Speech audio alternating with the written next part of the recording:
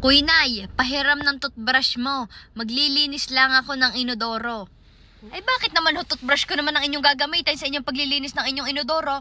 Kaya naman ho kayo, di kami nabibili naman na pangkuskus ng inodoro. Bid naman na akin toothbrush ang inyong pagdidiskitahan. Areho, may bibigay akong toothbrush sa inyo. Ari toothbrush ng inay, ibibigay ko na sa inyo. Dahil naman ho, ang inay naman ho, bibihira lang ari manghisaw. Sa isang linggo naman ho ay, ano ka ho inay? Bakit naman ha?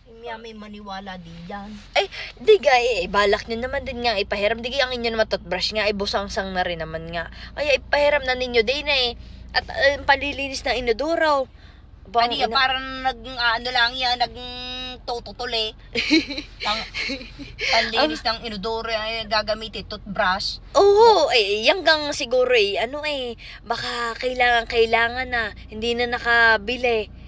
Kaya magpahiram kayo inay, miski yung toothbrush ninyo, yung busang-sang na, yung hindi naman ginagamit na ilang ga toothbrush ninyo? Ala, iisa. Isa, busang-sang pa. Kaya naman kayo inay. Sabihin mo siya pumunta sa atin, bibigyan ko ng bagong-bagaw. Bagong-baga, tapos palilinis lang ng inodoro? Bago namang panlinis ng ano. Akala ko'y bagong naman toothbrush. Ililinawin ho ninyo, inay. Nasasabihin ninyo, bagong panglinis ng inodoro.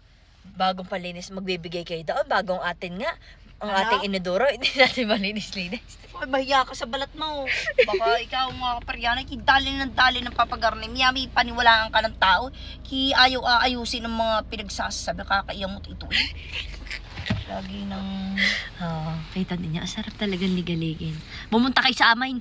At kayo bibigyan namin ng panlinis ang inodoro.